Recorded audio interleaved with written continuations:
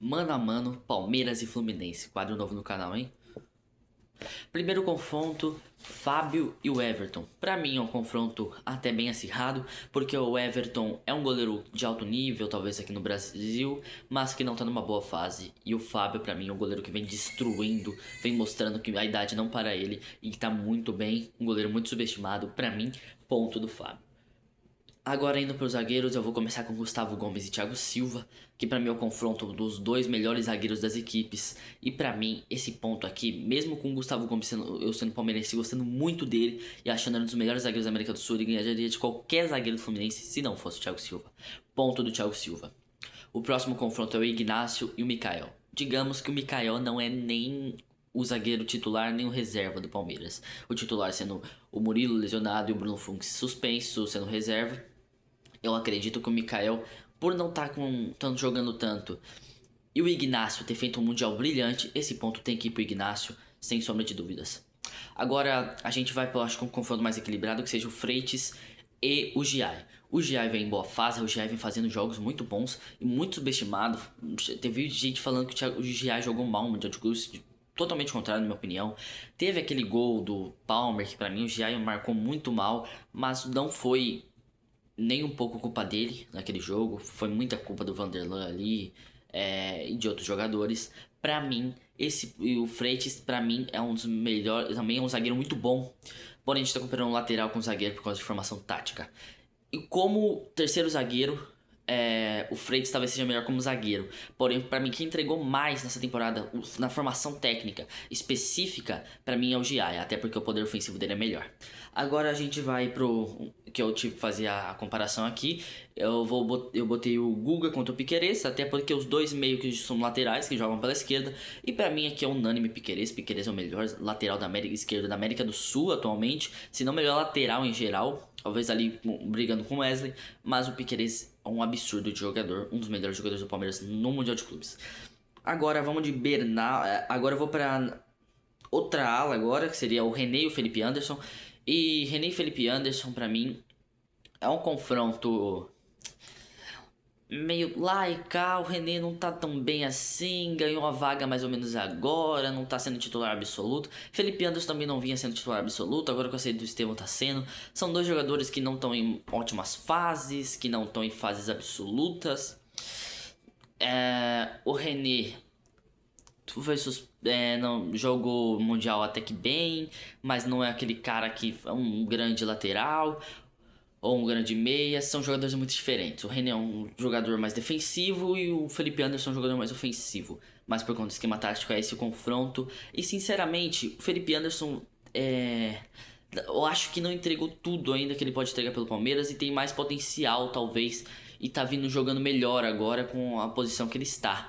Porém, o René, eu acho que por ser mais constante, por ser um cara que já vem fazendo um papel no Flu, um pouco de maior qualidade, a um tempo um pouco maior do que o Felipe Anderson pode apresentar, eu poderia dizer o René. Porém, o Mundial de Clubes dele também não foi tão brilhante. Mas nesse ponto aqui, eu acho que eu ainda vou ficar com o René.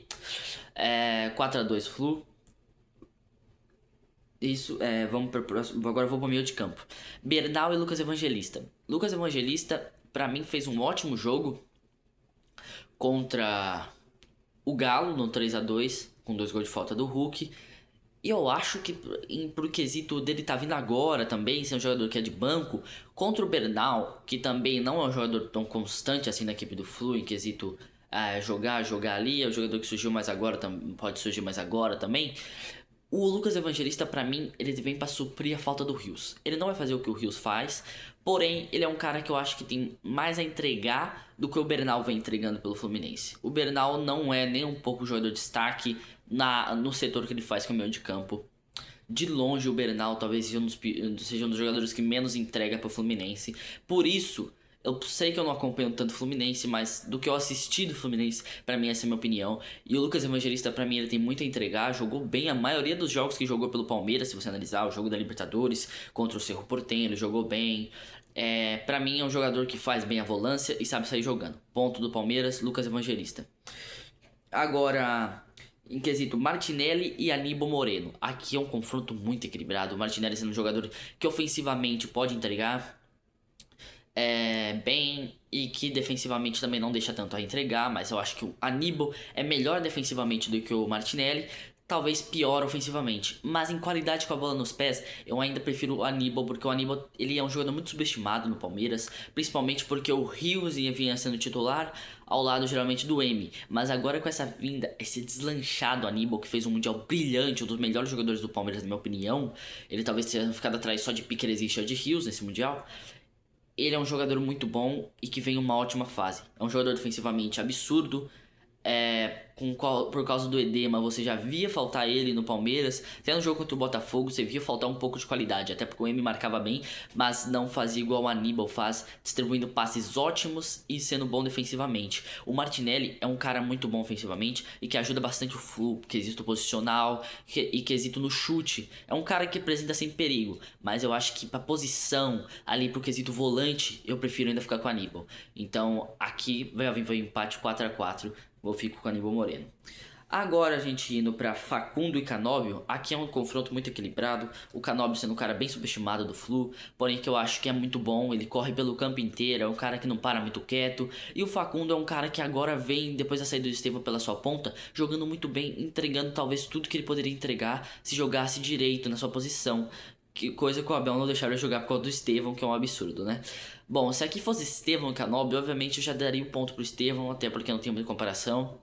Porém, Facundo e Canóbio, por Facundo tá surgindo agora também, ser um cara que pode se apresentar agora, vem mostrando muito potencial, que pra mim é o importante. Esse potencial que ele vem mostrando pode mostrar pro Palmeiras que ele é uma ótima opção para substituir o Estevão, tá batendo muito bem pro gol, apresentando perigo, fazendo ótimas partidas, fez o gol no Mirassol.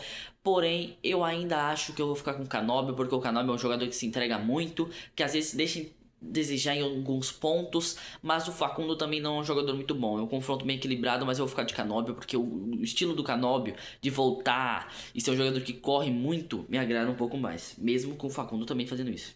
Agora, Lima e Maurício, eu não acho o Lima um jogador ruim, mas em quesito da saída do Arias, o Lima obviamente não vai suprir a saída do Arias. Não é isso o objetivo dele, provavelmente. Até porque o Arias é um jogador muito absoluto. Se fosse Arias e Maurício, obviamente seria Arias também. Igual o Estevão, eu falei ali atrás, o Arias é um outro jogador absurdo que foi jogar no Wolverhampton. E obviamente, outro nível Arias. Porém, o Lima também não é aquele jogador ruim, mas por conta, eu acho, desse negócio ali, o Arias saiu, muita expectativa. Eu não acredito que ele possa entregar tudo que o Arias entrega. Eu acho que é impossível isso acontecer, só se o cara começar a jogar a bola de um nível, tirar a habilidade da onde não tem onde tirar. E bom, eu já acho o Maurício um jogador que desequilibra muito às vezes o jogo, que em boas partidas consegue ser muito importante e que tem uma qualidade técnica um pouco maior talvez que a do Lima.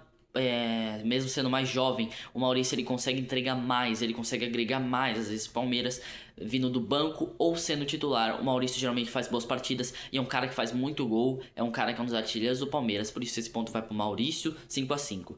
Agora, Vitor Roque ou Everaldo? Obviamente aqui, quem acha que o quesito centroavante é só fazer gol, vai botar nenhum desses dois, porque não são, centroavantes que marcam gol sempre, não são centroavantes muito constantes. Até porque o Everaldo veio agora para substituir o Cano, que não vem numa ótima fase.